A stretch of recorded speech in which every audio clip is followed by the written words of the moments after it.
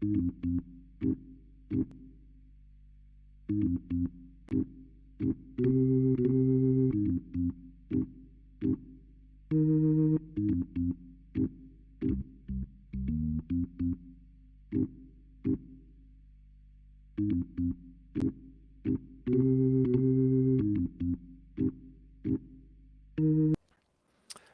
and happy Thursday, everybody.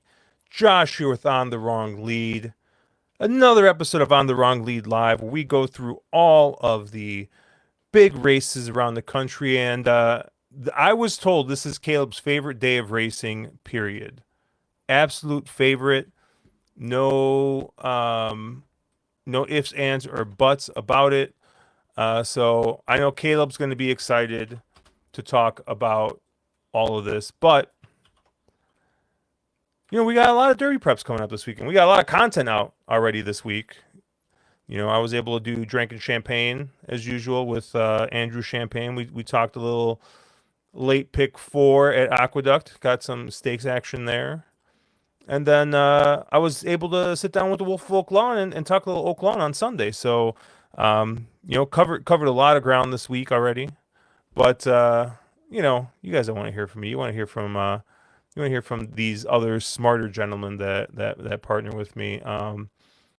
Mark, I don't know. I kicked it over to you as a smarter gentleman, and I don't know. I mean, maybe that's a little questionable, but it is a little questionable given the fact that I singled the 9 in the first leg of the Turfway. Turfway pick late pick 5, and that was the most sus figure horse ever. And clearly not smart tonight. So I mean, I understand what I am.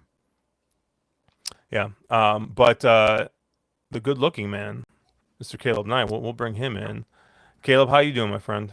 I mean, it's extremely cruel to say this is my favorite day of racing all year and then bring me in last. I'm doing good. I do say that Fountain of Youth is my favorite Gulfstream card of the year.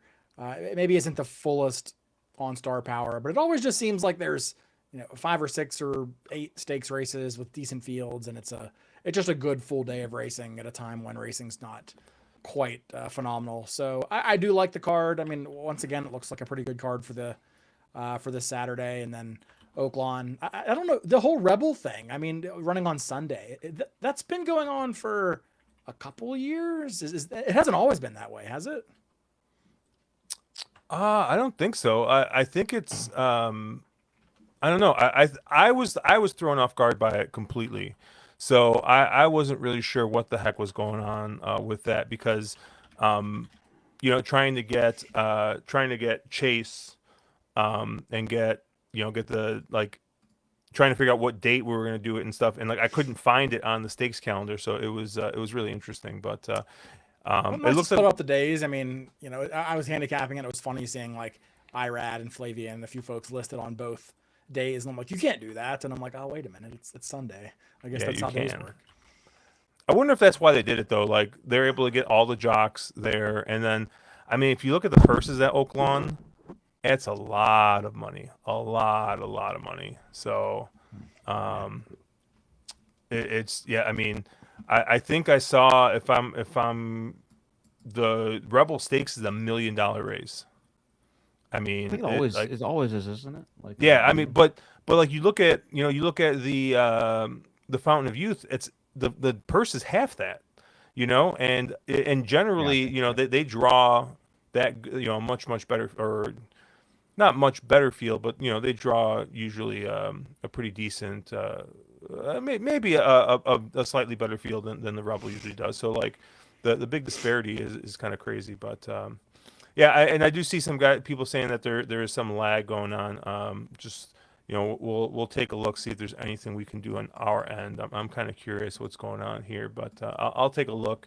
But I don't know. Did you guys look at anything from last week? I know we only had the 2 minor preps over at Turfway. Caleb, you were just absolutely disgusted by the rides on 11 of the horses in that field. So. I don't know if you guys got any comments from last week's racing. Mark, you have anything?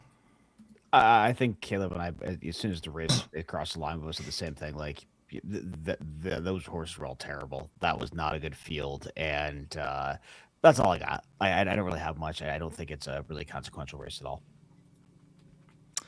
Yeah, I mean, I think the field kind of the favorite that I trusted. I think on the in the Phillies race, I forget her name, the Brendan Walsh horse. Never saw her. I think she got pulled up. I don't know what happened for sure. Did 0 running and then some 20-1 ended up going gate to wire on slow fractions. And then the in the Battaglia, I think Great White ended up, getting the win. Just not a horse I'm super excited about. Full effort come running late for second as always. But yeah, I mean, very typical kind of Turfway day. Hope somebody made some money. Yeah, I like Great White a bit in that race, but I mean, the horse was like a B type at best, and that's only if you thought the race didn't play through one of the favorites, which I think a lot of people thought it was fairly logical, and I agreed with them. I didn't see it being crazy, so yeah, nothing super exciting there. I think we're going to get into some better racing. You're going to see kind of the real Derby horses here in the next couple of weeks, so I think this is one of the first big preps where you're going to see those. So this weekend gets a little more interesting. Penn State Scott in the chat saying, "Evening boys, is it January?" I have no idea why he's asking if it's January. Because the stream's kind of dry, probably. Oh, is it? No, it's not. No, I got a nice little bottle of Blanton's over here, so I decided to open this up. Penn State Scott will be happy to know that I'm not drinking tea tonight. So.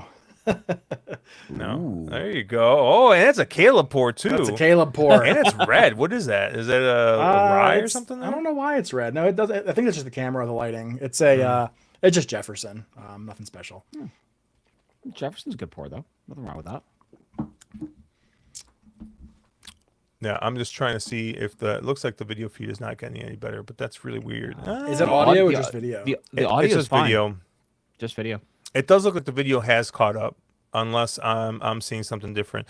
I don't know. It's weird. We broadcast this right through an app, like a third-party app that kind of sends it through. So I wonder if they were having some issues, but it looks like it's better now, Josh. Yeah, it looks like it finally caught up. So sorry about that, guys. But obviously, if you guys go ahead and hit us up in chat, we'll go ahead.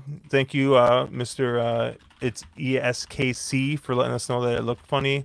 And then Penn State's got saying, okay, now we're talking. We got some bourbon.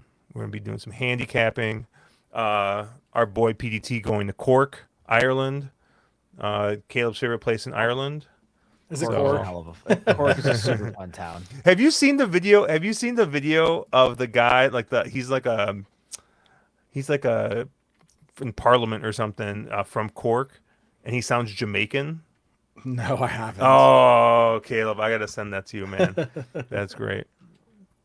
Yeah, upstate New York bourbon market is tough. I will tell you, man, it's healing. I mean, stuff is healing in general because my friend called me the other day. He travels a lot, and by travel, like just locally and also not international, but like throughout the state. And he actually saw Stag Junior on the shelf for $65.99.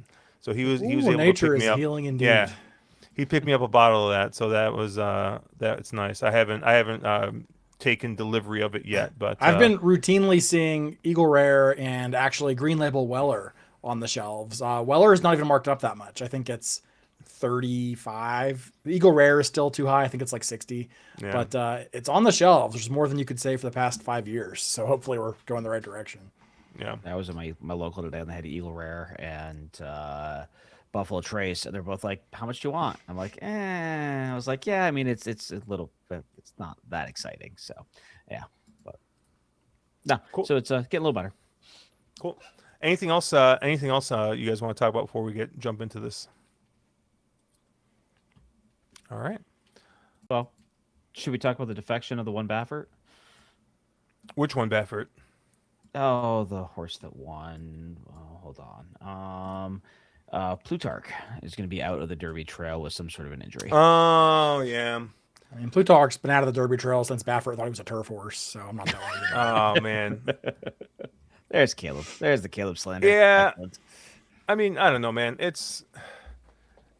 see this happen all the time, right? There's like there's these big name horses, and then early on they end up, getting on and off the trail. I mean, we see this happen all the time. It's not just Badford. I mean, I'm already blanking on the name. Who's the big horse that's already off the trail? Ted Noffey. Ted Noffey. Like, I mean, this happens every year. So it's interesting. It's going to be interesting to see how many people. I mean, I think the Derby's always going to have that allure, and people are going to always point to it and try and run it, right? But I mean, we saw what Bill Mott did last year with Sovereignty. I mean, I wouldn't be surprised if we see more and more of that, right? With that middle leg getting skipped, but we'll see. I know there's it's way too early to start talking about is the Triple Crown like worth anything at this point, but it hasn't been in 10 years. Huh? Yeah. It hasn't been in 10 years. Like I think that at this point, I realize we don't want to get down this tangent, but I really think the Triple Crown at this point is just for people who don't follow racing. Like, I don't really think anybody, I mean, like, we talk about it because we're kind of somehow obligated because it's big G1 racing, but I mean, are you more interested in the Preakness winner, or I don't know, the Travers winner, or the Breeders' Cup Classic winner? Like, if you talk about those three, like, as a horse racing fan, you're much more interested in other things that often contain those horses. So I just think at this point, the Triple Crown is sort of just not that important.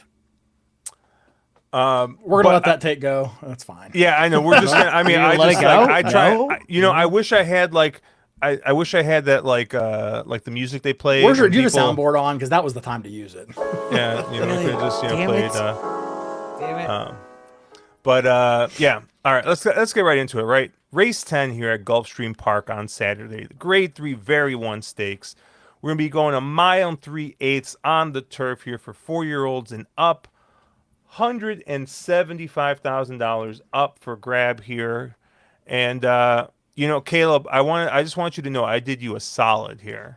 And I'm letting Mark go first on this one. You should know he's giving me both of the long turf races. Yeah. I did notice that actually, and it's appreciated. Yeah. So and honestly, me personally, I thought this was the toughest race of the sequence. But not to say that there weren't other tough races, but I thought out of all of them, this was the one where I was just like, I got no idea. So Mark, where did you land here? Yeah, I honestly thought this was the easiest race of the sequence. I'm gonna be in shockingly. I'll keep it right on form. I think this is the kind of race where I wanted to find the other horse, or I wanted to find a cute angler, some other, some interesting horse I could get behind. And I just couldn't find the horse in this race. I think there's a lot of horses in here that are a little bit questionable going this trip. I think there's a lot of horses that are questionable, at least in recent form. And I had a lot of horses in here that I just had a hard time making a case for. And the one horse I didn't dislike was the 9 No Show Sammy Joe. Should get an appropriate amount of pace to run into here. I don't think there's a crazy amount of pace, but there should be enough pace for her to kind of bring her best stuff. And she's a horse that I know can get this trip. She's done it before, and she has a win across the surface as well. So I had a really hard time getting behind her, or getting behind anybody else that wasn't her on as my top choice. So ended up in the 9 on top. I thought there were some other ways you could go sort of underneath, but I think if you look at this sequence, I know we like to talk about both who do we like in a race, but how we're going to play a sequence. We're talking about this pick 5 here. I think for me, this is the horse I want to get most aggressive behind in the sequence. There are other places I want more coverage. So 9 on top is a lone A for me. And I don't know, one of you two probably has a better opinion than that. I don't care. How do you see it? I'm just kind of sick of No Show Sammy Joe. And I don't know if maybe it's just kind of a personal issue with this horse, but I just feel like I've seen this horse a lot in the past year, and it just feels like every time I think she has to run, she just doesn't show up. I mean, you can go all the way back to, when she was, beaten at the 8-5, at Aqueduct in the Grade 3 back in November of 24, beaten at, 9-5 and, as the 9-5 favorite in the game league. I mean, kind of clobbered there, loses again at even money, after opening up a 2-length lead in the stretch. I'm just kind of tired of her. I mean, she has fast figures. A lot of her time form figs are very pace impacted, involved in races where she was either chasing a fast or slow pace. I'm not sure she's quite the standout that her time form figs might lead you to believe. And I was really kind of bothered by her last race where she kind of made this big middle move into a pretty slow pace. And I'm like, oh my God, she's going to win by 5. And then she basically fell out of the back of the field. And I don't know what was up with that. But I mean, that was a race that kind of bothered me visually. She can win this race. I mean, if she shows up with her good race, she probably does. I'm just I think I've just seen enough of her. I'm kind of tired of her. I only really like one horse in this race. And when it comes time to make my ticket, I doubt that I'll single this horse. But there's only one horse that I really have any, moderate interest in. And that's the number 3, Venetia. So this is a horse who's making her 3rd start in the Saffie barn. Not exactly a win machine, but there aren't exactly any killers in this race either. She's had a lot of different barns, in the past and has essentially competed in nothing but stakes company for the better part of her career. Saffie seems to have her kind of going the right way. I mean, and I think in the last 2 races, she was against the flow of the race. Last time out, I kind of mentioned where, in the same race where No Show Sammy Joe made that big middle move and looked like she was going to win. Venetia was trying to close from pretty far back. And that was a race where the speed really held together up front. I thought she did pretty well to actually pass a couple of runners and, make up a couple lengths on the leaders that day. And then 2 back, I thought that she also was kind of against the flow of the race where she was dueling with another horse on the lead, and that's a race that completely fell apart. You can kind of see where No Show Sammy Joe came from that day in victory. So to me, I just think that maybe she's had a couple of trips in her last 2, and in a field where I'm not really keen to take a short price on anybody, she's one that I can kind of make excuses for. And on her day, I think she's, at least fast enough to win this against any horse who isn't the best version of No Show Sammy Joe. So for me, I'm going to go with Venetia as my top pick. Yeah, I looked at this race for a real long time, and I agree with you, Caleb. Like, this is a type of horse, the 9, that I just hate backing. But once I start looking at some of these other horses, I can't really get there. Honestly, the only horse that I kind of I trust the most is actually the second choice, the 4 Candy Quest, and I think. Similarly to what we said about the 3, I mean, last time, trying to close from that far back, I think on what ended up being coded a blue pace there. Maybe upgrade that a little bit. Actually run on a real turf course, and now it's coming back to Gulfstream. Does have some at least 1 win at Gulfstream going back to the beginning of last year, so has run over the surface.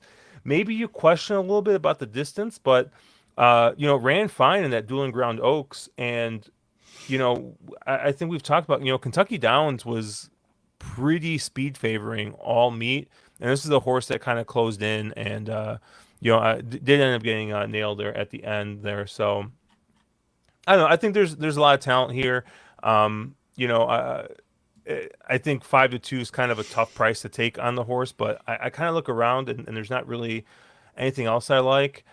I'll probably end up hitting myself with the old defensive A button on the 9. I'll probably end up using the 9 just because, I mean, that race 2 back, I mean, just absolutely dusts this field. So it's just like, are we going to get any kind of pace here? And I'm not really sure if we are going to get any pace. So I do like your 3 Venetia. That was a horse I kind of had marked down as a B. My only question with this horse is I feel like that the kind of big figure that you see on the form here came on yielding turf. So, maybe question, hey, is this a horse, one that wants some cut in the ground? And that's absolutely not what this horse is going to get. But I mean, the last race wasn't too bad. Going that 1.5 miles here at GP, the race 2 back, like you said, I mean, just was way too close on what ended up being a fast pace that kind of melted down. So a couple of questions, but I think you might be getting the right price on the 3. And then honestly, the only other horse I'm using is the other Saffy, the 6 horse, Donna Clada. And honestly, the only reason I'm using this horse, and no, I'm not. It's not because of Pratt. Before you guys say anything, Push the button. it's because this is at least a horse that I like. I just can't be like, all right, I don't trust this horse whatsoever. Like this is just kind of like a new face. 2 starts here in the U.S. for Chad Brown, and then maybe you get a little questionable, like why is this horse not with Chad anymore? But I mean, goes to Saffy Joseph. I mean, Flavian Pratt does see fit to ride here, and did improve in that second start. Now, granted, we're coming off a 180-day layoff here, into what looks to be at least a somewhat tough spot, class wise. So maybe, like I said, questions there, but I don't know. I just didn't. I didn't really care for many of the other horses in this race. So if the 4 or the 9 don't win, I thought the 3 and the 6 are probably the next most likely winners. And if none of those 4 horses win, I mean, I probably would need a dartboard and just start firing away. So, any other horses you guys like in here you want to talk about? Not really for me. I mean, I guess I did try to, take a look at, a horse like I was trying to find the leader in the race. I guess maybe is a better way to put that. And I just don't know what the pace is going to be like. Even if the horse looked a little bit slow, I'd be happy to, if you just told me who in this reel would make the lead, I'd probably put a couple bucks on him. I was thinking maybe it's the 5 or 7, but it was really tough for me to get a read on the pace in here. So it's not a race that I have a ton of confidence in. Both the 5, especially the 7, but even the 5, looks like would be a bit of a surprise. I doubt you're going to get as aggressive of a ride out of Egan as you did Velasquez in the last couple. So I was looking for that leader, just couldn't quite find it. Maybe it is my 3, Vencia, but another reason to like her, I suppose. But yeah, I just couldn't find the leader. So it is. I do agree that it's a very difficult race, especially if you're going against the favorite. I kind of thought the same thing about the 3. There's a shot that this horse just is kind of your sneaky speed here, and just maybe gets on the front. And I mean, I haven't seen Saffy necessarily do this before, but we've seen other trainers do this where, like, hey, he's got another horse that definitely wants to be coming from off the pace, like, and this is a horse that has shown some versatility. Maybe you put this horse on the front a little bit, and it also gives your other horse a shot in this race. I don't know, but yeah, because I tried looking at the 5 and the 7, right? Because that's who Timeform's got on the lead, but I don't know. You got to go kind of far back for the 5. And then, you look at the turf race going a mile 16th. I mean, that horse was 4 off, and then, did the moonwalk the rest of the way. And then the 7, I mean, the 7's only really been forward that one race. So I had a hard time, with the pace here as well. Mark, you got anything else? Nope. I do see that they're loading a Turfway, and obviously we're a bunch of degenerates here, and I got a live ticket. Mark, you got anything here?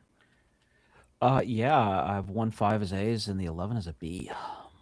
1-5 as A's and 11 as a B. And a little baby pick 3. I got 1, 6, 7, 8. I'm all over the place in this race, and I don't have the 5, the 2-1 favorite. So I'm guessing that's who booms me here. But we'll see. You're gonna Caleb it, huh? I mean, honestly, I feel like I've been Calebing it a lot lately, and like, I think maybe at some point I didn't have the 9 on any of my tickets, and then I thought to myself, I might be going full Caleb here. Maybe that's not the best thing. So, but I thought this was a tough race. I thought it was an interesting race. I mean, if you have a strong opinion in this race, I do think that you'd be able to, kind of get around and I think make this thing really really pay. I do see Stephen Fox is finally in chat, so I gotta wonder what he likes, because, well, I mean, okay, I know who he likes. He probably likes who he 9. likes. We're the same. He's singling the 9. Yeah, I don't know why we were talking about that. So, if we don't got anything else, let's move on to the first Oaks prep that we're going to talk about here. The Grade 2 Devona Dale. We're going to be going a mile here on the dirt. 3-year-old fillies, $225,000 up for grabs. And oh, yeah, 50 Oaks points to the winner, 25, 15, 10, 5 down the line. Caleb, where did you land here? Yeah, so if you look at the on-time girl, I mean, she's 4 for 5 with a second place. I think I've bet against her in all 5 of the starts. So it kind of goes without saying that I will not be on her in start number 6. And she can win, right? Don't get me wrong. She looks like the horse to beat in here. I have some concerns just about the way she's been managed a little bit. The way she's kind of come up here, very, hesitant to rush her into a higher end stakes. I mean, taking advantage of some softer listed stakes and then really being hesitant to stretch her out. She doesn't look like she has distance issues and she's bred to run all day, but I just kind of wonder about the way she's been managed. And with 5 starts by her, by February, essentially, of her 3-year-old campaign, I just don't know how much upside is still there. I mean, Time Form has her kind of pairing up 104s in his last 2 efforts. I think those are probably good figures, and they're certainly make her the fastest horse in the field. But I just don't know that she has a 6 or 8 point jump in her at this point.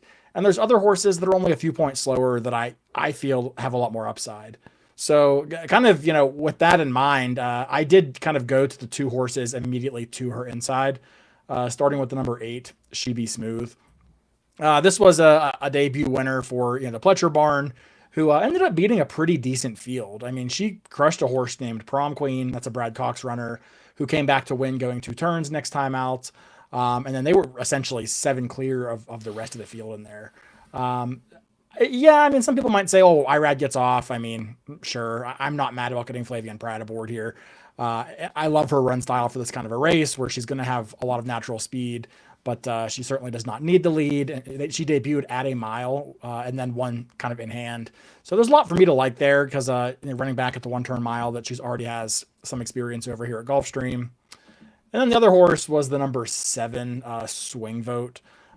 This is a horse that I don't know what to make of. This is kind of something I've struggled with a bit on this card is these Belmont lightly raced maidens that are getting moved up pretty aggressively. There was a time that was a pretty high percentage move for him. Hasn't been quite as strong recently. And this is a horse that's taken money in both starts. So I do kind of like the fact she's a bit of an off the pace runner in here. I think a lot of the horses to the inside are, kind of the cheap speed variety. Particularly Omaha Bay and Impetrice. So kind of for me, I just sort of wonder, is this a race that maybe comes back to the closers? The fact that this is more of a 1-turn mile instead of that 2-turn mile and a 16th with a short stretch. I think Swing Vote's a horse that kind of took a big step forward in her second start and should get an honest pace to run out in here. So I like both the 7 and the 8. I respect the 9. Probably okay with her beating me at a short price. And truthfully, 3-1's even probably a lower price than I would want on Swing Vote. I think she's more of a 5-1 in my mind. So my top pick is She Be Smooth. I will also use Swing Vote as long as she doesn't get bet down too hard. And then probably more inclined to let a horse like On Time Girl beat me at a short price. I basically 100% agree with Caleb. And I saw Fortnite is Fun, probably the smartest person in the entire stream. He says the 8 looks good with the rider upgrade. So wait, can I hit the Pratt Simple alert for him? I thought there was the value alert. Oh, you want the there goes the value. I mean, they're both pretty good. They both fit. Yeah, but yeah. So I like the 7 and the 8 honestly. And maybe it's just too soon for me to be saying this about the 9, but I don't know. There's something about the pairing of figs, basically, from 2 to 3. You would want to see a little bit of an upgrade. And honestly, if you look at the raw time form figure, that was actually a pretty big regression.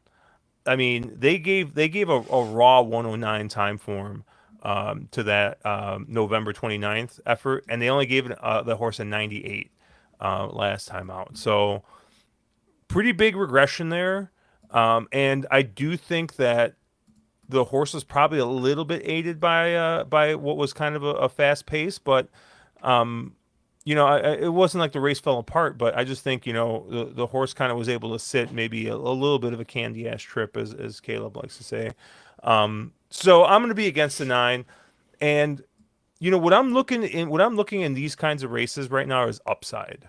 I'm looking for upside, and these lightly raced horses in the 7 and the 8 both to me look like big time upside horses. Right, these are horses that we don't really know what we're going to get as of yet, but that both had impressive starts. I think to their career. Now, granted, Swing Vote took 2 starts to break her maiden, but I mean, Bill, that's Bill Mott's thing, right? His horses rarely ever fire unless they're to win a BCBC seat for Caleb, right? So I don't mind that, right? And you see that nice big jump from that first race to the second race in only basically a month.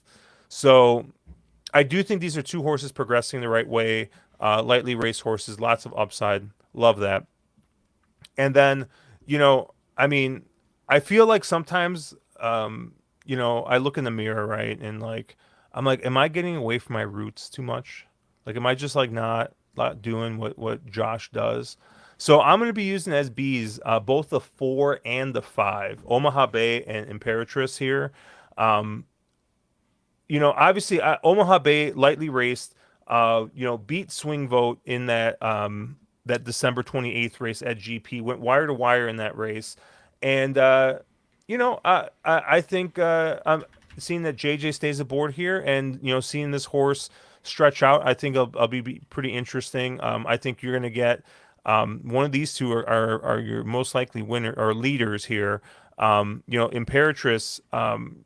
Pressed last time and kind of ended up folding, but still held on for second in that race in the forward gal. So I thought that was actually a pretty decent effort from her, even though she obviously lost that race to on time girl. But I do think if this track is just absolutely juiced and speed's just holding together, I'm definitely going to want to have at least a couple of tickets with the 4 and the 5 on there, as especially the 4, just because once again this is a lightly raced horse, bunch of upside there, right? Ran really really well that first start out, so interested to see how that horse goes second time out.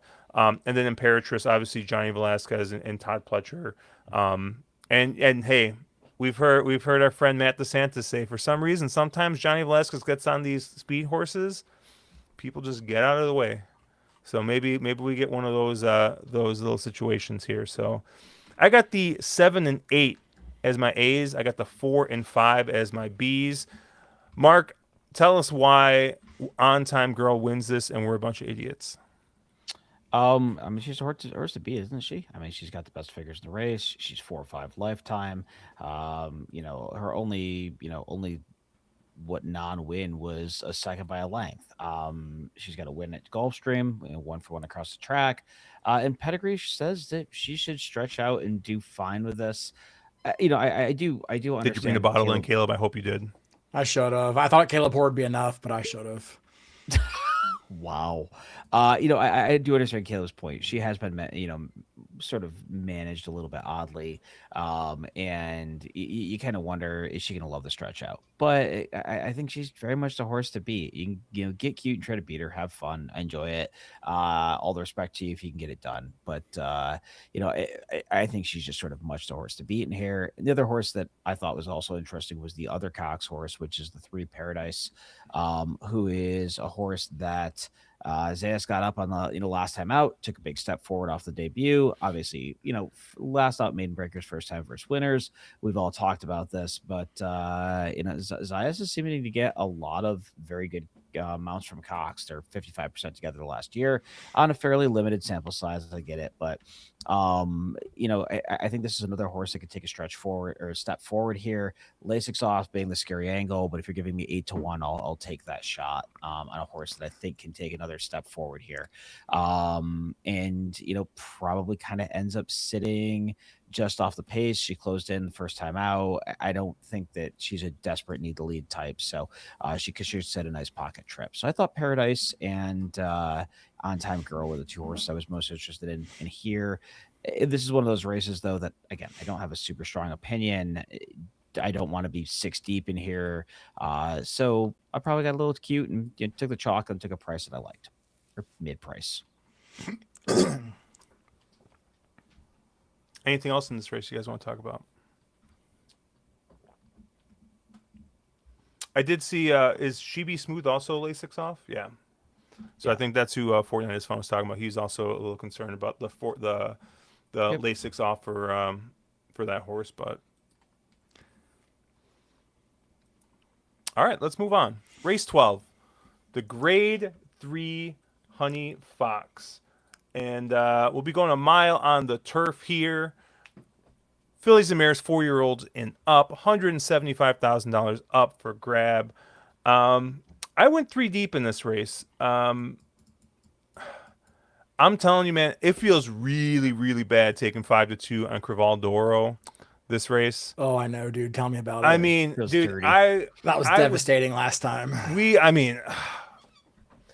I thought we had it. I thought we had it there. I know. I think were all of us on that horse. I know at least. I think maybe me and Caleb were. I think at least 2. I know I was on it. Maybe all of us were on it. And yeah, that was tough. I mean, we got all the price on that one.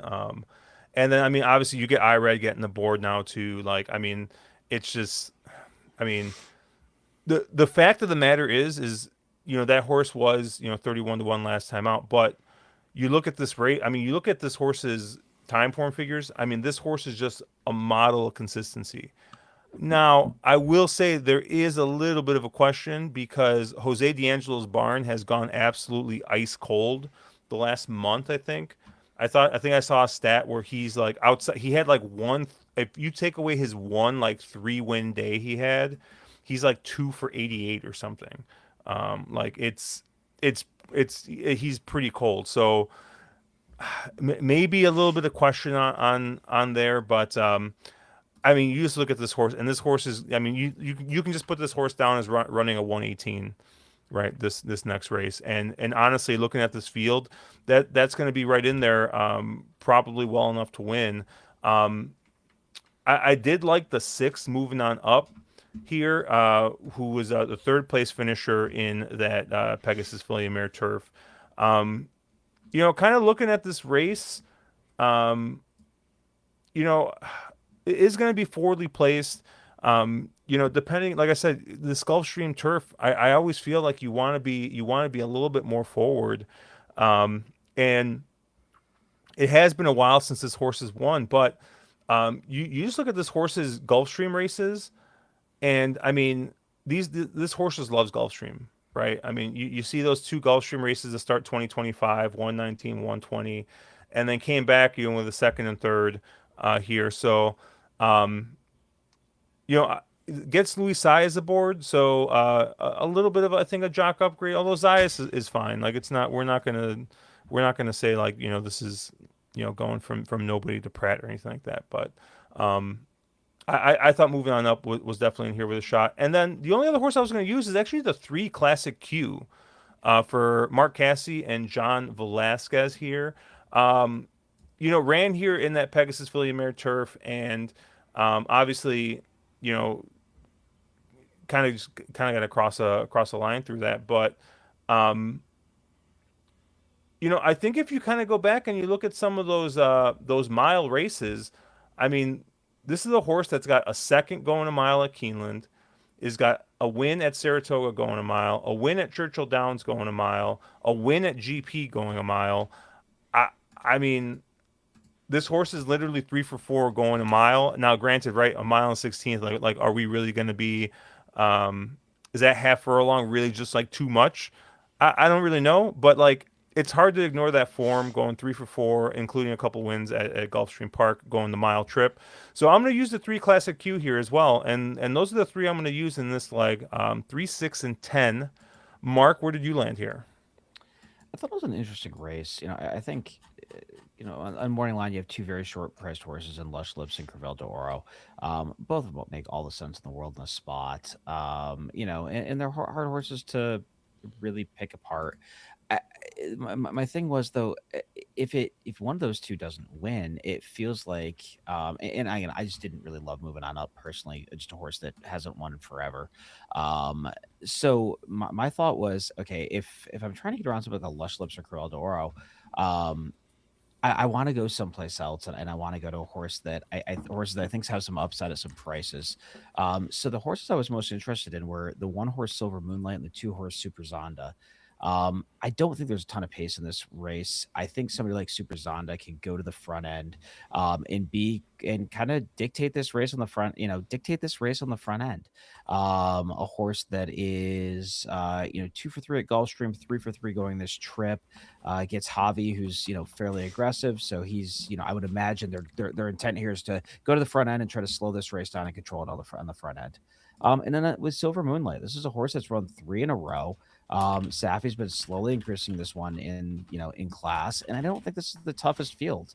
3 for 5 going this trip, 5 of 6 lifetime.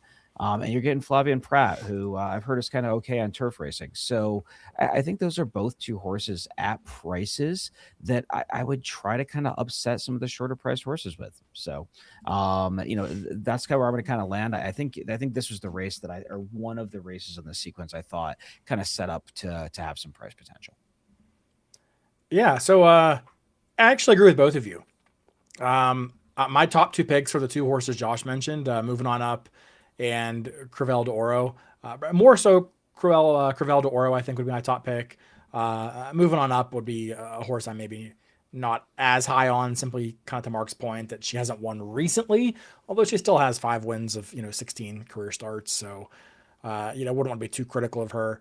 But I do think those are the 2 horses to beat. Sticking with the theme of the night, I'm against the favorite in this race, Lush Lips. I thought she was campaigned very cleverly last year to run 11 times and never face an older horse. I think that the waters get deeper here, and if you look at raw figures, she's really not a standout compared to anybody else. Despite the fact that she's a win machine and she has a couple of grade 1 wins. I'm just not really convinced that she's quite that good, and now it's to take on older horses without a weight break. So to me, I think she's one that on name recognition is going to get overbet. She could obviously win, but she's not one I would really think I want to take 2 to 1 on. So I like 6 and 10 as my top 2 picks, but the 2 horses Mark mentioned are both of my Bs, the 1 and the 2, for all the reasons Mark said. I mean, the 1 is probably the ultimate horse for course, and you are getting a pretty significant rider upgrade here. Needs to run a little bit faster. This is a considerably tougher field, but you can't argue that the horse is sharp right now. And if you get even 10 to 1, I think that's a fair price.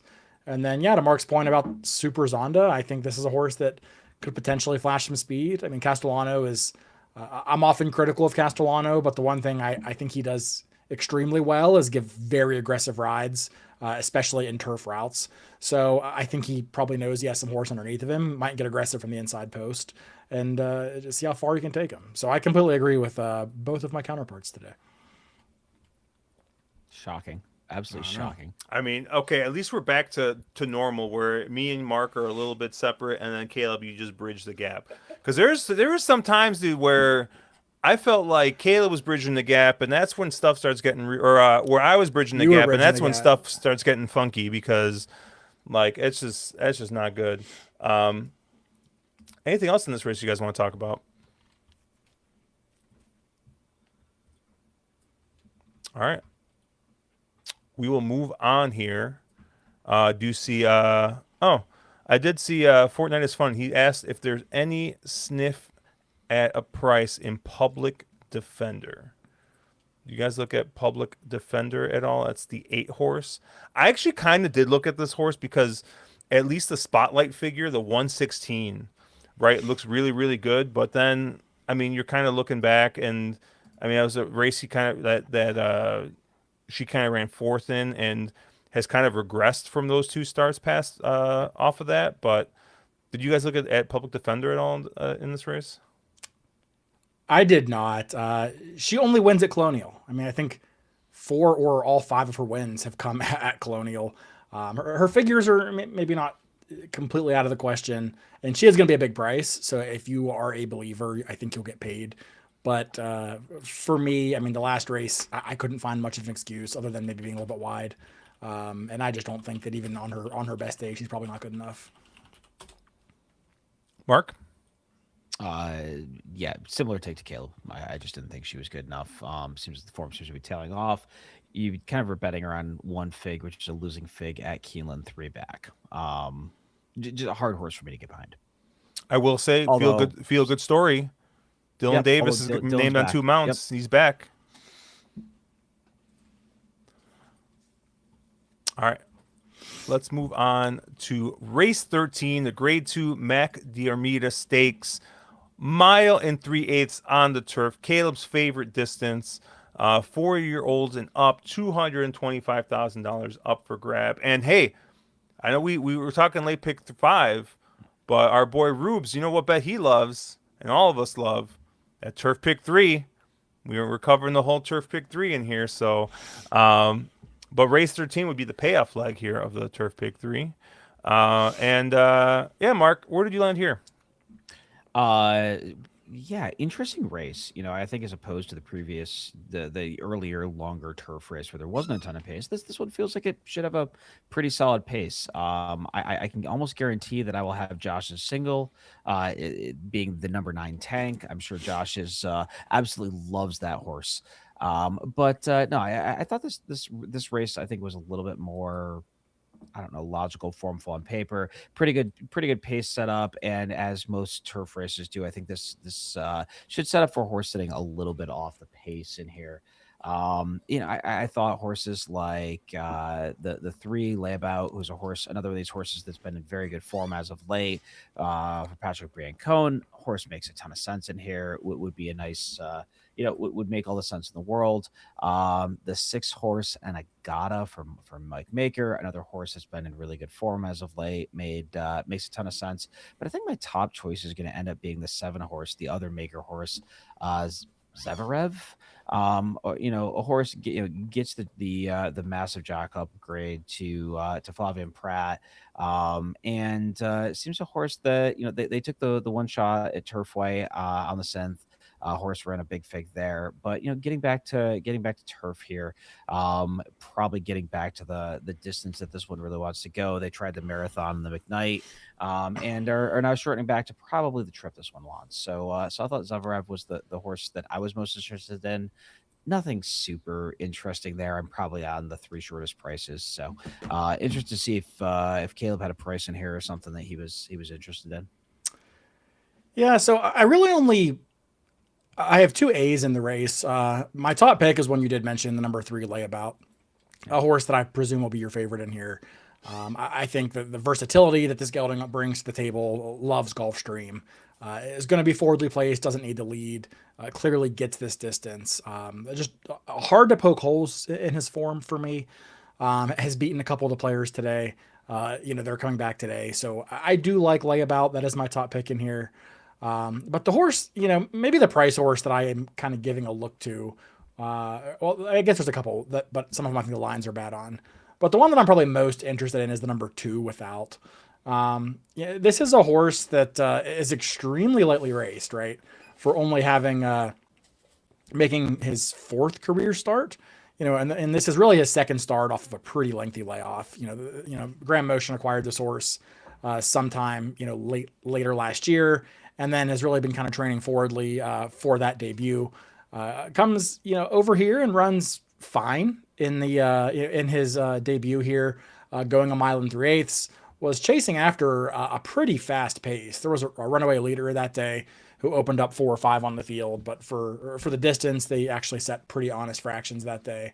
And then the race really kind of came back to more off the pace runners. I mean, a mid-pack Chad Brown runner, Duran, ended up winning.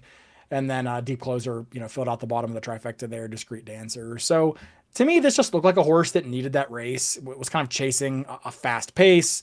Probably mistimed his move a little bit. Probably needed a bit of fitness coming off the long layoff. I'm expecting a much better effort here today. And I think a lot of people might look at this horse and look at the 1 figure and think, oh, he's too slow. But I think that would be a mistake. I think this horse has a lot of upside, has every right to step forward, and probably got a lot of stamina and foundation off of that first start here in the States. Was clearly meant to go long. I mean, pedigree screams long, was campaigned, essentially at debut at first asking, going 1 3/16, where, he got the job done. So I do like Without. He's not a need to lead type. I know Bresnet has him as an E4, and other DRF and Time Form kind of have him a little more forwardly placed. I don't think that's really viable. I mean, he kind of came off the pace in both of those starts in Europe. I think that was more of a function of race dynamics. So I'm expecting a better and maybe more balanced effort from Without in this race. And I wouldn't want a super short price, but I think you may get better than that 8-1. Yeah, I unfortunately I kind of landed on two horses that Mark kind of mentioned, the 3 and the 6, Layabout and Anagata. I actually preferred Anagata a little bit, but I think they're both pretty similar. I mean, obviously Anagata's got the slightly bigger figure last time out, but kind of interesting horse, but has run one here at Gulfstream.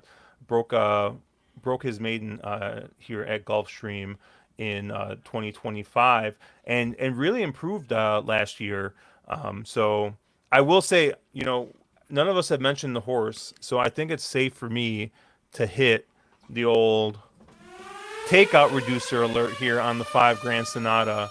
I mean, this is just the prototypical horse that runs winning figures but never wins. I mean, how far back do we got to go for a win? We're going back to Kentucky Downs in 2024, winning that Turf Cup. And the horse has run some really nice races. I mean, ran second here last year, but I just don't think you can take a short price on this horse. I mean, this horse has gone through, a bunch of big name jockeys, and I mean, Tyler's been aboard the last couple times, and the horse has kind of gone backwards. I mean, coming off a big layoff, I'm just not interested whatsoever in Grand Sonata. So that's kind of my, the second choice here. That's kind of my play here. So I'll use a 3 and the 6. Mark is correct. Of course, I'm going to be using the 9 tank. I have the 9 tank as a B.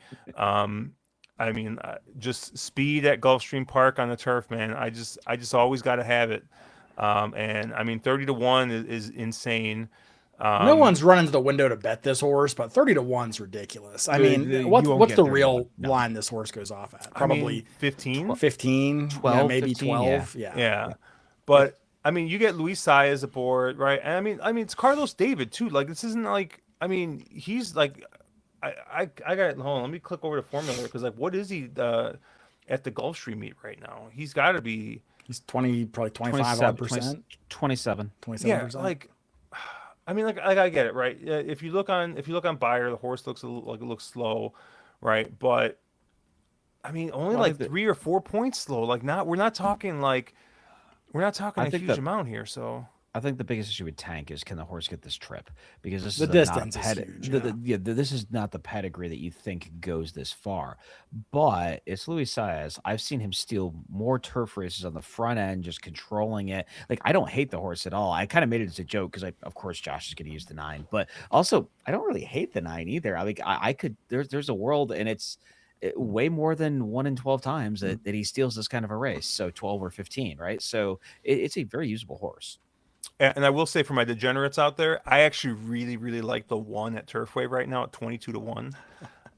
So they're going to the gate right now. I got the 1 win place, and let's get this one, Josh. I'm all about this one. So I really like this one. But and then the other horse I'm gonna use is the 8 Padiddle, who's the horse that JJ kind of gets off of Tank for.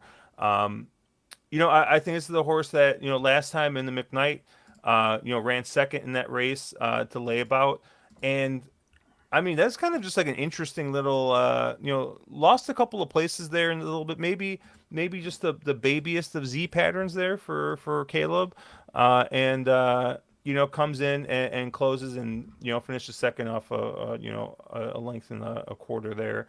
And you kind of go back, and this horse hasn't really been that far off the pace in shorter races. So I don't know. Maybe that's a little bit of maybe JJ's a little bit more aggressive, keeps the horse a little bit closer here.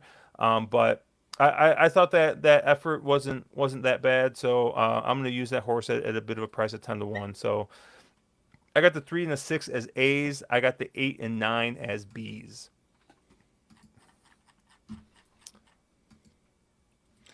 Oh, Fortnite is fun, saying, how old am I? I remember Mac Diarmino, trained by Scotty Schulhofer. I didn't realize that was a horse. Anything else on this race? I don't. The only horse I wanted to maybe touch on briefly is the number 4, Dancing in Denial. I don't know if this 7-year-old is really good enough. Not a win machine by any stretch. And the one time he left Woodbine and kind of went to Fairgrounds, it was sort of a disaster. But, there's probably a race in this horse somewhere that if he can bring it, he might be able to pull the upset against this bunch. I don't think this is a very strong grade 2 by any stretch. Your favorites are essentially going to be a horse who has just a grade 3 to his name, a takeout reducing Grand Sonata, and then, a horse who's coming out of the Pinecone Classic and Houston non-simulcast wagering downs. So I'm just kind of skeptical of the field quality, and I wonder if maybe there's a good enough race in Dancing in Denial. Going back to maybe that Canadian Invitational or International, where kind of way outran his odds against Salawi and Tawny Port and Nation's Pride. A pretty decent field there. It's a bit of a reach, perhaps, but he's the only longer priced horse I could really make a case for. The 7 gonna really wire? Really? Yeah, that's what it looks like. Unless the 5 gets there, but I don't think he's going to. Jesus, I hate this track so much. This track's the worst. I've never seen more so 25 terrible. opening quarters. It's like these jocks don't have a clue. It's crazy. All right, the big one. Race number 14 on the Gulfstream Park card, the Fountain of Youth. 50 Derby points up for grab. Mile and 16th on the dirt. $425,000. Caleb, where did you land here? Honestly, if you told me this is where I would land, way back, getting started here, I never would have believed you. But I do think this is a fun race. And surprisingly, my top pick in this race is the number 7, Napoleon Solo. And I feel like this is a Mark horse, not really a Caleb horse. Oh, this is such a me horse. I love this horse. This is really like a big number go brr kind of an opinion here. Yes. But the horse has just been dominant in both starts.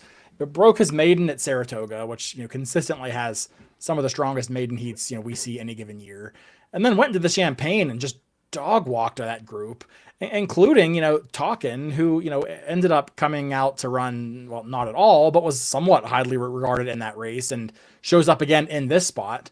So I'm just kind of wondering, he doesn't need the lead. I don't think he passed some horses in that debut sprinting. He does have to answer the 2-turn question, and there is a big layoff at play. I'm not even saying I believe that time form fig he earned in the Champagne, because that almost certainly is too fast. But even if it's 8 or 10 points too fast, at this point, that still puts him in the conversation for winning the race.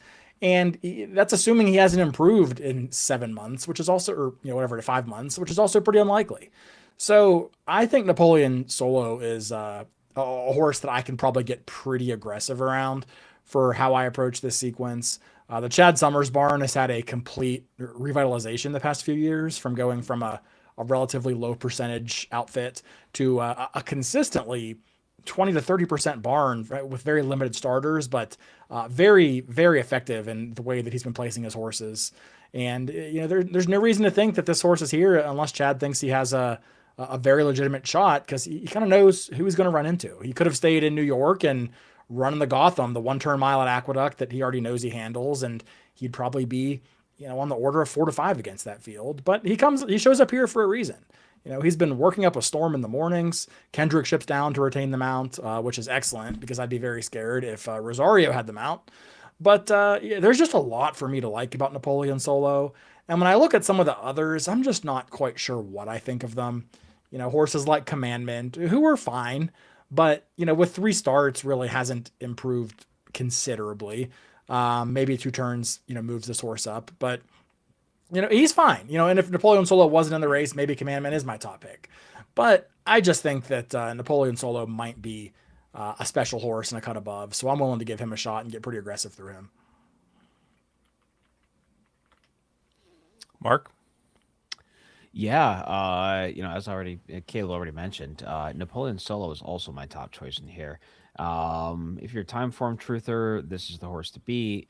And I think the horse was very impressive in both that first start at Saratoga, and also in the Champagne. So I think Napoleon Solo is much the horse to beat. I think 7-2 is absolutely a pipe dream. I imagine you're going to get more like, I don't know, 2-1 at best, kind of a range. But I think Napoleon Solo is the horse I'm most interested to bet in or bet on. But the other horse I was at least a little bit interested in here is the 6 horse Chief Wallaby.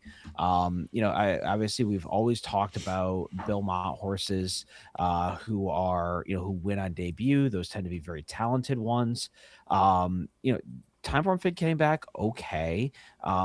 Very oftentimes, Bill Mott horses take a big step forward first to second start. So it wouldn't be a shocker to see this one take a big step forward with Who You're Up. That debut was at Gulfstream. So the horse at least handles the surface.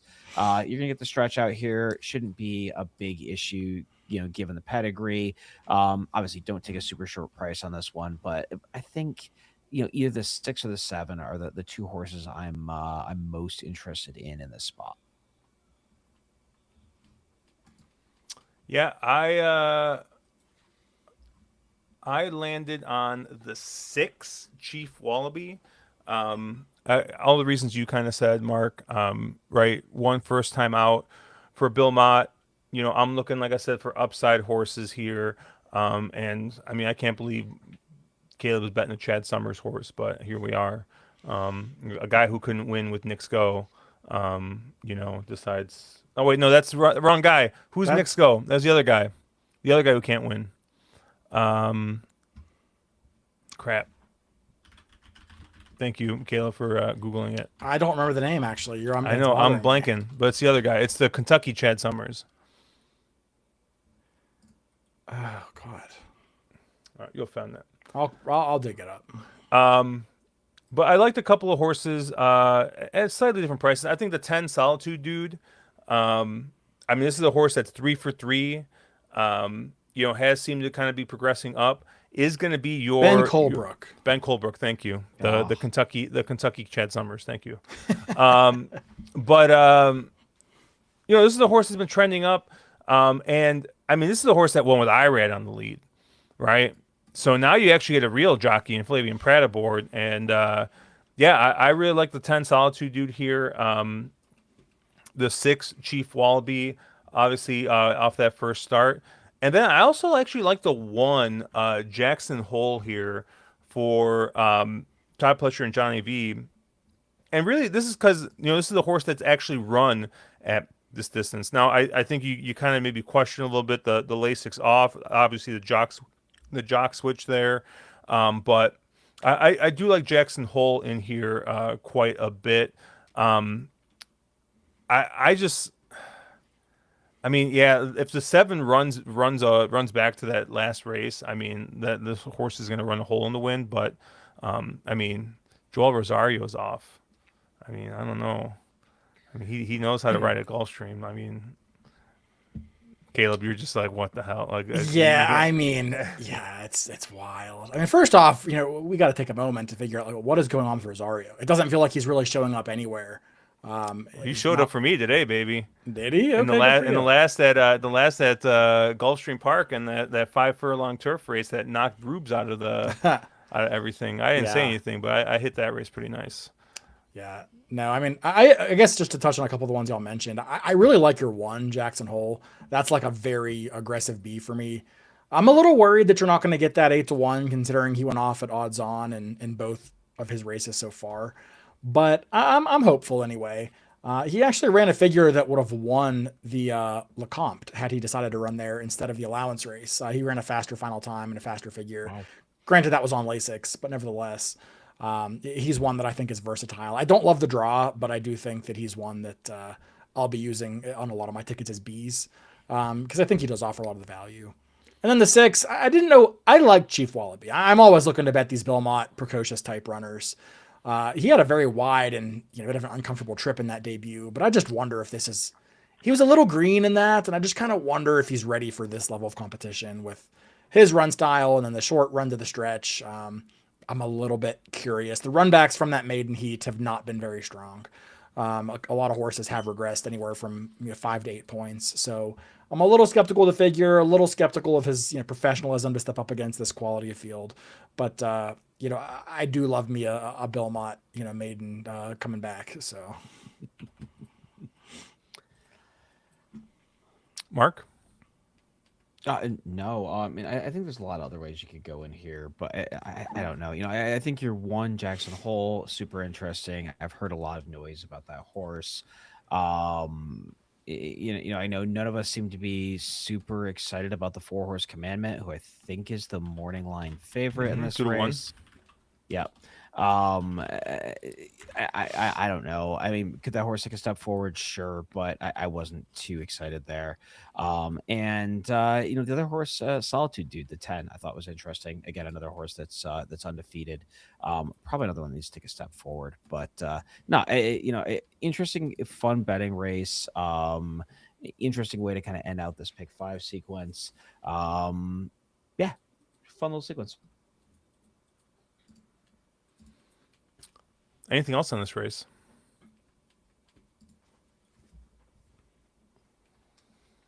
I do want to talk about Bravaro a little bit. I actually really loved this horse in the race he was cross-entered in, which I think was the Rebel. I agree with you. I loved this horse in that Rebel. I hate that this horse is running here. I put B down. But man, when I was handicapping the Rebel, I was like, man, I really like Bravaro here, and I thought he was gonna probably be a little bit of a price. I do think the Baffert in the race is legit, and we'll actually talk about that race a little bit. But it's a shame that Bravaro I think came here instead of shipping over, but. Might end up being on a couple of my tickets. I thought he ran a really good race last time out. And nearly not being in here, maybe he's just the best of the rest here. So I did like Bravaro a little bit.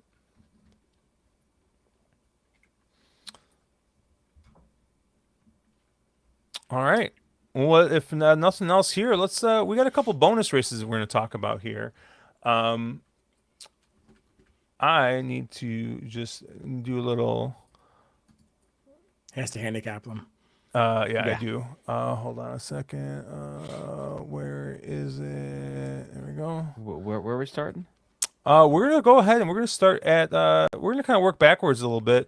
We're gonna start in race 10. 11. Oh God, race 11. I pulled up the wrong Oaklawn Park. Mark, you got me all messed up.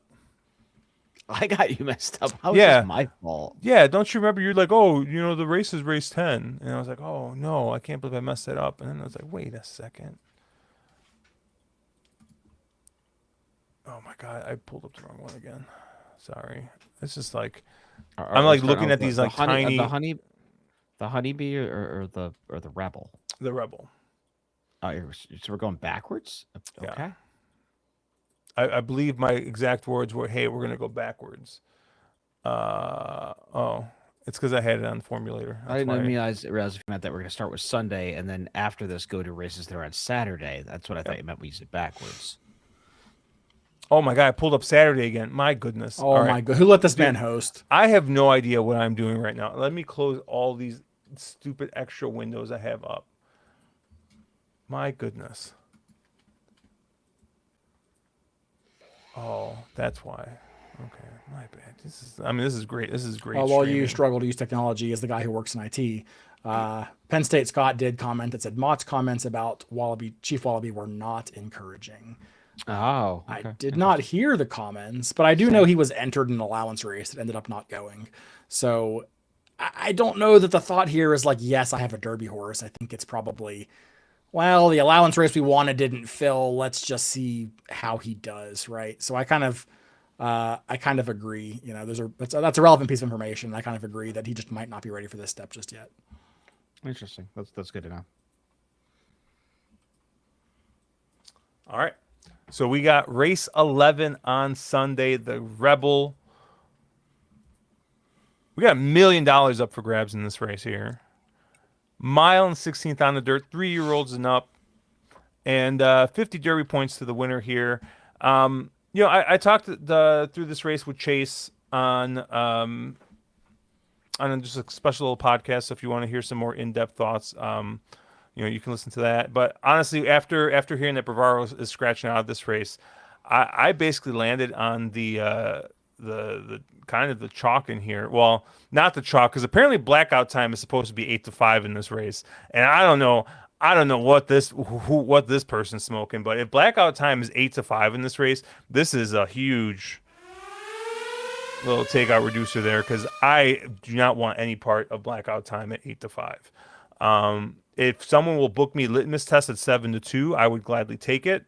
But this horse is probably going to be 8-5 if I had to guess. How about Bourbon Bet? Blackout time finishes in front of litmus test. I'm in. Okay. I am in. We got a Bourbon Bet there. I absolutely love litmus test in the spot. So yeah, I not going to really get too much into it there. But the other horse I did like was the 7 Silent Tactic. Who won the Southwest. Closed in from that. Pretty far out of it to win that race. And, I just think, the race before maybe just didn't have enough pace in front of him. And, in these bigger fields, it does look like he is going to get somewhat of a quick pace in here. So I do think he's going to have enough pace, I think, to maybe be able to close into it. So I do like the 7 Silent Tactic in here to possibly repeat. But yeah, litmus test is my top pick here. I just think, you look at the works for this horse. This horse is just, this horse is raring to go. So, yeah, I like litmus test the most in here. But Mark, where did you land? Yeah, I hate it because I kind of see it the same way as Josh does, and that makes me feel a little dirty and disgusting. But I think litmus test is the horse to beat in here. You get nowhere near 7-2. Blackout time could step up, but I think this is a race where a lot of these horses could step up, and there's about 10 horses in here that wouldn't shock me. So I don't want to wax poetically about 6 of them or something. I'd rather hear because it sounds like Caleb is against litmus test and much more high on blackout time from what I was doing from the Bourbon Bet. So interesting to hear how you saw this race, Caleb, because I felt like this was a race I just needed a ton of coverage in. Yeah, the way I saw this race is that litmus test is a rat. He can't win this race. I'm calling it now. This is a horse who beat a field of nothings at Los Al, which always has inflated speed figures. Otherwise, he's done nothing. He's been a couple of also rans in his starts. He got dusted by blackout time when they faced off against each other last time. I don't see a way that this horse can win this race, truthfully, unless the Bob Baffert magic is really cranked up to 11. I have less than zero interest in litmus test. I also don't know why he scratched out of the Southwest. I thought that was pretty peculiar as well. When he was going to be a pretty big favorite in there. I want nothing to do with litmus test. Between the short prices, which I assume he will be probably 8-5 and blackout time probably 2-1. I much prefer blackout time. That being said, my top pick is overwhelmingly the number 7 Silent Tactic. Admittedly, I made some money on him in the Southwest, and maybe I'm just going back to the well. But he closed into an impossibly slow pace in this Marty Jones to get up for second. Didn't even get a fast pace last time out. He got a fair pace, an honest pace, not a fast pace, because the horses that ran 2nd, 3rd, 4th, and 5th were 5th, 2nd, 3rd, and 4th, going into the, the first call. So it wasn't like the race came apart. He's just, I think, a really nice horse. Maybe needs to run a smidge faster, but I think he's extremely live in here. So he is my top selection, and I will be using blackout time as well, probably equally, just given that I don't want a B that's going to be 2-1 or something like that. And I think I create my value in here by being against litmus test. But yeah, I am going to be a Silent Tactic and blackout time. Would have been on Bavaro had he showed up here, similar to Josh, but yeah. I don't like him in the Gulfstream race. And there's a couple of runners in here who I don't really like, but I don't think a horse like Strategic Risk should be 12-1. Had a race that was too bad to be real last time out. I'm kind of looking past that. Either of his prior two were pretty good. Kind of the same thing for Soldier and Diplomat to a lesser extent. I don't think he's a highly likely winner. I think Silent Tactic beats him 8 out of 10 times, but 10 to 1 is also a pretty big number on a horse that I don't think is without a chance in here. So I think there's some nice prices in this race. Yeah, so the one less nice price I liked a little bit was Rancho Santa Fe with the jock change. That's another one, yeah. Back.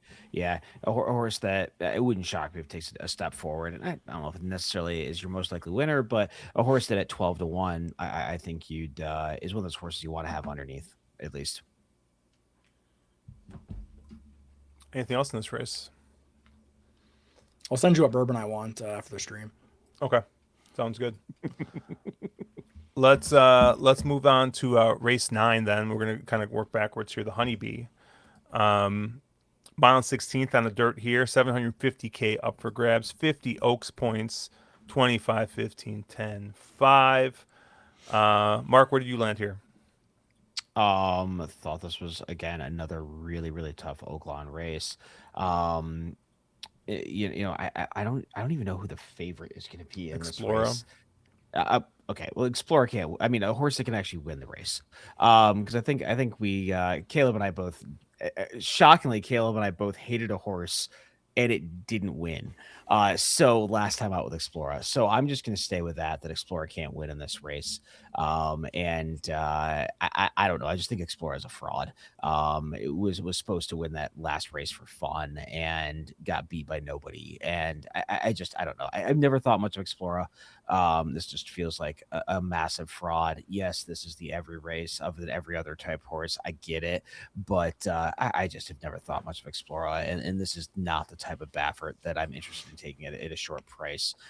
So that left me with a few horses in here I thought were interesting. I thought Search Party the 6 was at least a little bit interesting. Has won 2 in a row. Both of them at Oaklawn seems to really handle the surface. Kind of seems to be trending in the right way. So I thought Search Party was at least an interesting player in this race. There should be quite a bit of pace. So I thought, somebody like Search Party could kind of tuck in, stay out of the chaos that's going to be on the front end, and kind of sit that right type of trip. I thought somebody like the 2 horse Sneaky Good was kind of fell into a similar sort of situation. This horse that could kind of sit that pocket trip, let the front end come off this race and pick up the pieces as the race sort of came apart late. And the other horse in here that I liked was as a kind of at a price is the 7 horse Counting Stars. Another horse that does like Oaklawn, and I think I'll just kind of draw a line through that Martha Washington.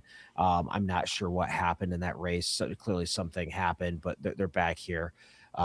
Taking a shot again. But a horse that, if you can draw a line and ignore what happened in the last, was trending in the right direction, and again doesn't need to take a major step forward to be a pretty big player in this race.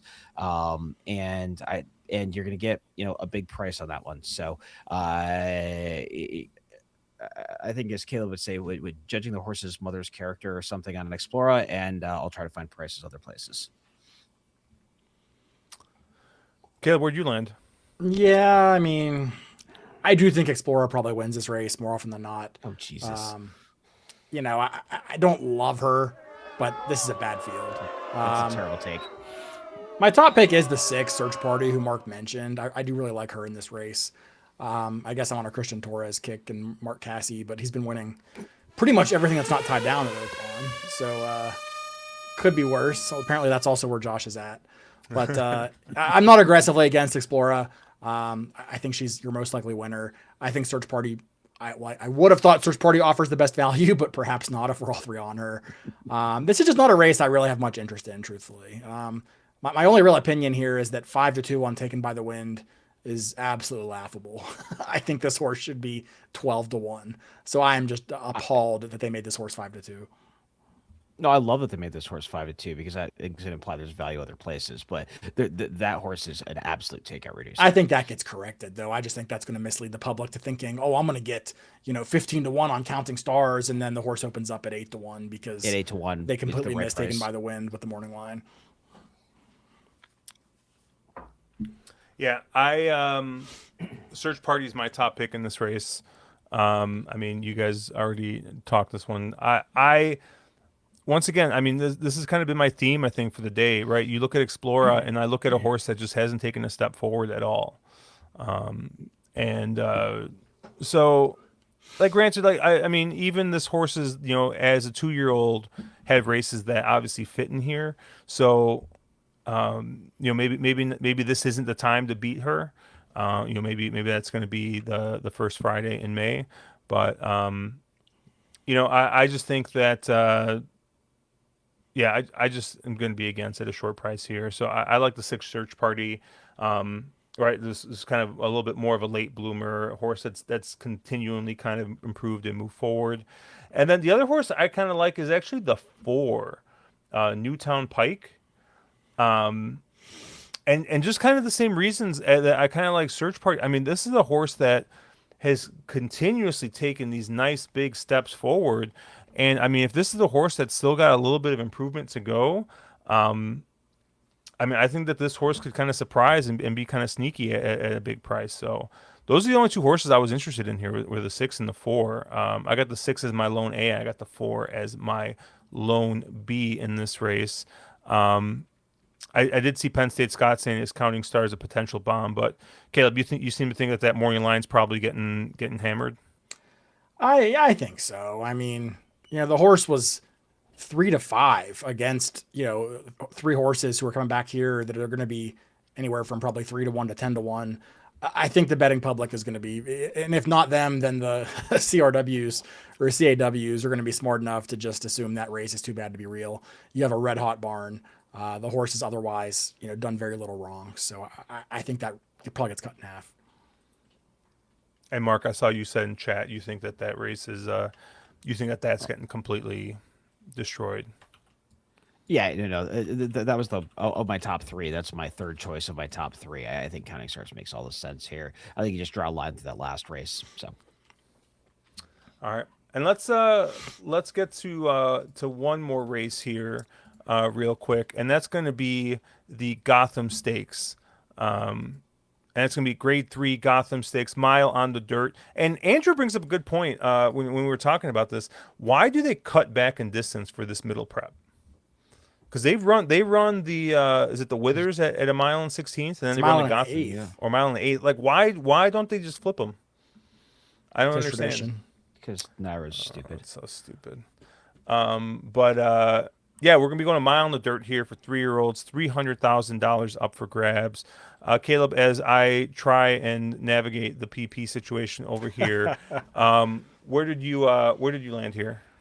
I wish I had something clever here, but I don't think that I do. The Gotham is always a pretty bad race. It's all of these sprinters' chance to maybe sneak into the Derby and see what happens, because it is the 1-turn mile, as you said here, a bit of an unusual distance configuration here. So, and that's what you see here, right? I think you see that with horses like Balboa, with horses like Hammond, a couple others in here who are probably, really suited to sprinting. Creole Chrome, for example, Dirty Rich. So I'm looking for horses that are going to be coming from a bit off the pace, because I do think all the sprinters kind of being in here are going to cause this to be a bit of a spicy pace. I respect Iron Honor. I'm not really against him in this spot. He's by far the fastest horse in the field, if you believe the debut figure. But the one horse that I'd probably give a bit of extra credit to is the horse he actually beat in that debut race, which was the number 5, Right to Party. This was a horse that, if you look at that race on time form, I mean, it's dark red for the color coded. That generally indicates that it was a very strong speed bias. Kind of coupled with that, there is 1 blue fraction in there, which indicates the pace wasn't that quick. And then if you look at the way that the race was won, the leaders went 1-2 around the track the entire way. They opened up 6 lengths from the rest of the field, and that's kind of how the race ended. Right to Party was 6th in that race out of a 7-horse field, and was able to pass all but the top 2, and end up getting kind of up for a clean 3rd there, almost 3 lengths clear of the rest of the field. Crossing the Channel, who was 2nd, came back to win, kind of repeated the speed figure. So I'm kind of leaning towards the fact that number might be legitimate. And I just kind of wonder, in a race where I see there being quite a bit of speed, that, maybe this does go to one of the late runners. And I think Right to Party is probably the most reliable one. I also thought that his speed figure and his win on time form came back maybe a touch on the slow side, but he spent a considerable portion of that race riding the rail on a day when the rail was pretty dead and not a place to be. Aqueduct has had some extreme bias swings this meet, so I think that's something to pay attention to if you're going to play a track or play a day like today at the Gotham. So I think that race is probably a bit understated given the amount of time he kind of spent on the dead rail, and I'm kind of wondering maybe he just turns the tables on Iron Honor with more pace to run at. So for me, I mean, I respect Iron Honor, but I'll give the nod to Right to Party. Can we get Caleb a Chris Elliott simp alert button? Just What is Josh is saying? Elliot's an idiot, or Elliot sucks, or like I see it once a week probably. Oh man, I don't know. Like I keep betting them and I just keep losing. Where do you land, Mark? I agree with Caleb's take here, but my problem I run into this race is I don't like anybody. I think when it's a race where you just look at it and you're like, I don't really like anybody. I don't think there's anybody with an upside. I think you just take Iron Honor, you close your eyes, you eat the 6-5. I don't necessarily know if I believe the speed figure, but it doesn't feel like there's just any quality in here at all. It doesn't feel like there's any other horse that's an interesting sort of other horse that can take a step forward. I don't love Iron Honor, but he felt like the best that was here. It's not a race I like. I don't really love the sequence. So I'll just single Iron Honor. Hopefully you have something more interesting to say than that. I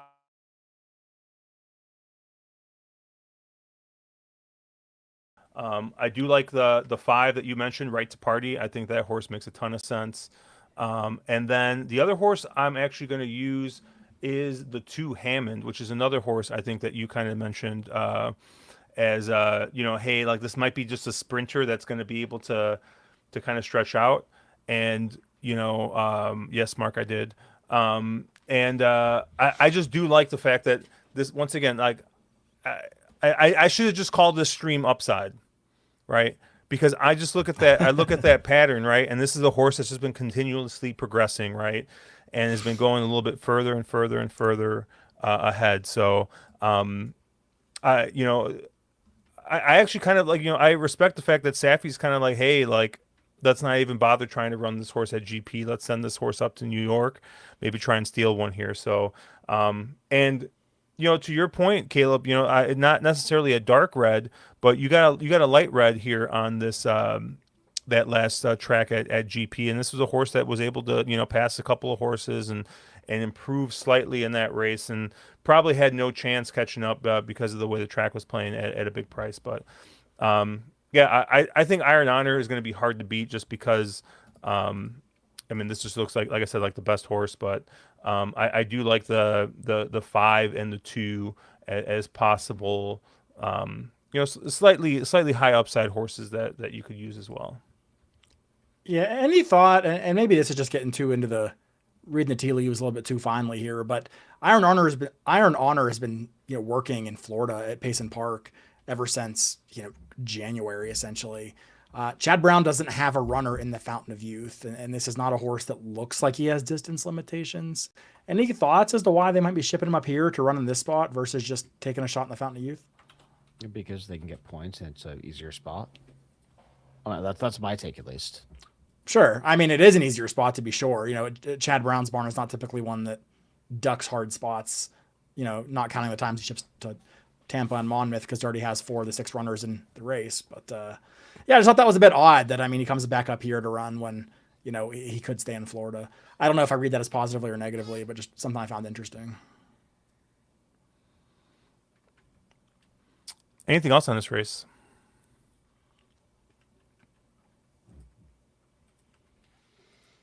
All right.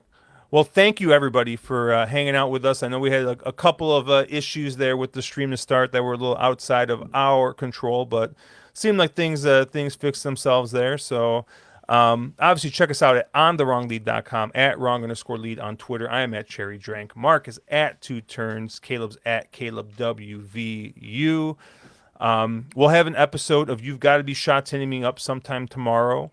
But hey, if you're looking for more content, we got Drinking Champagne. We cover that late pick 4 at Aqueduct on Saturday. We got the late pick 5 at for Rebel Day at Oak Lawn with me and the Wolf of Oak Lawn. We got a nice 45-minute episode. Mark catches so many strays in that. Caleb actually kind of catches a stray a little bit. I didn't name him, but he is the person I was thinking of when I was telling the story. So he gets in there as well. But I had fun. Catching up with Chase and covering that as well. So lots of stuff there. And then we'll be live again next week and covering more racing here. So thank you guys for checking us out. Good luck. Thank God for that 10, and let's make some money.